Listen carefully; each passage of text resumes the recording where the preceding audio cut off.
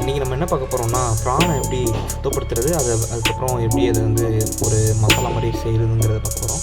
So ஒரு teeth stick எடுத்துகிட்டு அதுலேருந்து கரெக்டாக நீங்கள் உள்ளே குத்தி எடுத்திங்கன்னா இந்த மாதிரி ஒரு கருப்பு கலரில் வரும். அதை எடுத்திங்கன்னா ப்ரான் வந்து ஈஸியாக க்ளீன் பண்ணிடலாம். ஸோ அதுக்கப்புறம் பார்த்திங்கன்னா இந்த மாதிரி வந்துடும். நான் ஒரு 1 kg ப்ரான் எடுத்துருந்தேன். ஸோ அதை மொத்தமாக க்ளீன் பண்ணிவிட்டு நல்லா அழகாக எடுத்துருந்தேன். அதுக்கடுத்தது ஸ்டவ் ஆன் பண்ணிவிட்டு நம்ம என்ன பண்ண போகிறோம் பார்த்திங்கன்னா, ப்ரானை வந்து வேக வைக்க போகிறோம். ஸோ ஹார்ட்லி இதுக்கு வந்து கொஞ்சம் நல்லா எண்ணெய் ஊற்றி செஞ்சோம் அப்படின்னு கேட்டிங்கன்னா ஒரு 3 to 4 minutes மேக்ஸிமம். அவ்வளோதான். ப்ரான் வேகிறதுக்கு நமக்கு 5 ஸ்டார் ஹோட்டல்ஸில் எல்லாம் பண்ணுற அதே ஸ்டைல் தான். ஸோ நானும் கொஞ்சம் எண்ணெய் அதிகமாக ஊற்றிட்டேன். இப்போ என்ன பண்ணுறேங்கிறத பார்க்கலாம். அப்படியே வாங்க. ஃபஸ்ட்டு நம்ம வந்து ப்ரானில் எண்ணெய் நல்லா பேசிட்டுருக்கோம். பேனை போடுறோம். போட்டுட்டு லைட்டாக உப்பு, மஞ்சத்தூள், அதுக்கப்புறம் மிளகாய் பொடி, இதெல்லாம் 3 ஐட்டம் தான். ஃபஸ்ட்டு எடுத்தோடனே அதை எடுத்துக்கிறோம். அதை எல்லாத்தையும் போட்டோம். ஸோ இதுதான் ஆக்சுவல் ப்ராசஸ். நம்ம மிளகாய் பொடி போட்டதுக்கப்புறம் உங்களுக்கு ஆட்டோமேட்டிக்காக என்ன கேட்டிங்கன்னா ஒரு ரெட் கலர் கிடச்சிடும். ஸோ மசாலா வந்து உங்களுக்கு நம்ம தமிழ்நாடு ஸ்டைலில் பார்த்திங்கன்னா அந்த ரெட் கலர் கிடச்சிச்சுன்னா போதும்.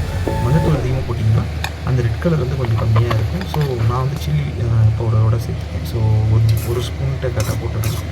ஸோ எண்ணெயை நல்லா அப்படி வற்ற விட்டிங்கன்னா ஆட்டோமேட்டிக்காக உங்களுக்கு சுண்டி வரும்போது ப்ரான் வந்து நல்லா வெந்து வந்திருக்கும். ஸோ ஈஸியாக மேக்ஸிமம் வந்து ஃபுல்லுலேயே வச்சுடுங்க. அடுப்பை வந்து சிம் பண்ணாதீங்க. சிம் பண்ணாமல் ஃபுல்லேயே வச்சிங்கன்னா உங்களுக்கு நல்ல ரிசல்ட் கிடைக்கும். ஸோ ஈஸியாக உங்களுக்கு அது வந்துடும். நான் வந்து அடியில் பிடிச்சிடக்கூடாதுங்கிறதுக்காக கொஞ்சம் இந்த மாதிரி கிண்டி விட்டுக்கிட்டேன். ஸோ இதை கொஞ்சம் ஃப்ளேவரிஸாக மாற்றணும் அப்படின்னு பார்த்தா இதில் என்ன பார்க்கணுன்னா கொஞ்சம் தக்காளி, கொஞ்சம் கேப்சிகம், அதுக்கடுத்து கொஞ்சம் ஆனியன்ஸ் இதை வந்து கொஞ்சம் சேர்த்துருக்கேன். இல்லை சேர்த்துட்டு அதை கொஞ்சம் கெட்டியாக ஆக்கிறதுக்காக பண்ணியிருக்கேன்.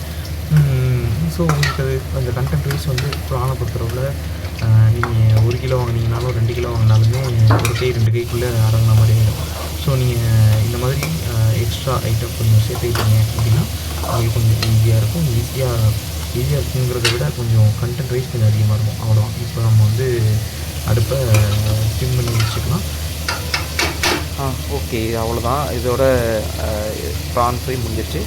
எடுத்து சர்வ்